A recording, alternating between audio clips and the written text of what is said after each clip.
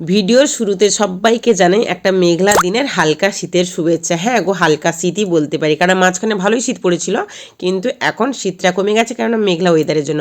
তো বড়বাবু সকাল সকাল বাজার করে এনেছে একদম টাটকা টাটকা সবজি। ওরে বাবরে, আমি কোনো দিন ঝিঙা খেতাম না। ঝিঙা কম দাম, কিন্তু ও স্বাদ হয় 1700 টাকা কেজি পোস্ত দ্বারা, ও নিজের সাথে কখনো স্বাদ হয় না। তো আজকে ঝিঙা ছাড়াতে ছাড়াতে হঠাৎ ওর যখন খোসাগুলো ছাড়াচ্ছি, এত নরম এত সফট, মানে বঁটিতে কোনো জোরও দিতে হচ্ছে না, অটোমেটিক সুন্দর করে ছেড়ে যাচ্ছে। আমি হাই ভগবান, এই খোসাগুলো আমি ফেলি কী করে? আরে খোসা সমেত তো দাম দিতে হয়েছে না, তো ভিতরের শাঁসটা খাবো, খোসাটা ফেলে দেবো? মাথায় একটা ভূত চাপলো, না খোসাগুলোকে আজ আমি একটা রেসিপি করেই ছাড়বো। তো প্রেশার কুকারে আগে খোসাগুলোকে সিদ্ধ করলাম, কিন্তু সিদ্ধ তো করা হয়ে গেল, প্রেশার কুকারের অবস্থাটা দেখো। মানে এই বাচ্চা ঘরে থাকলে যা হয়, বাচ্চাকে এটা সামলাতে সেটা সামলাতে আমার প্রেশার কুকারের 12টা বেজে গেছে। এই প্রেশার কুকারকে আমি মাজবো কী করে, ঘষবো কী করে? বরবাবু তো জানলে রেগে ফায়ার হয়ে যাবে যে তুমি জিনিসগুলো এইভাবেই ডেলি নষ্ট করছো। কিছু করার নেই, বাচ্চা থাকলে এইভাবেই হবে। তো চলো আগে রেসিপিটা শেয়ার করে নিই।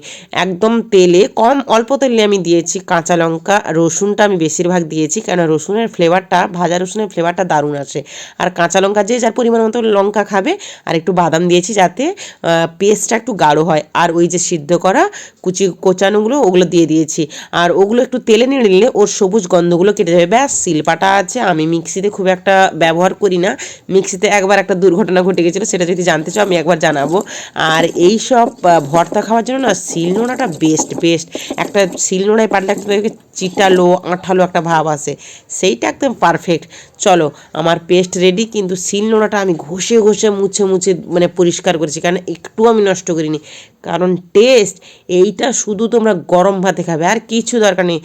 এর গন্ধটা ওহো হো, জাস্ট মারাত্মক। তোমরা বাড়িতে জাস্ট একবার করে দেখো, আমার রিকোয়েস্ট। তারপরে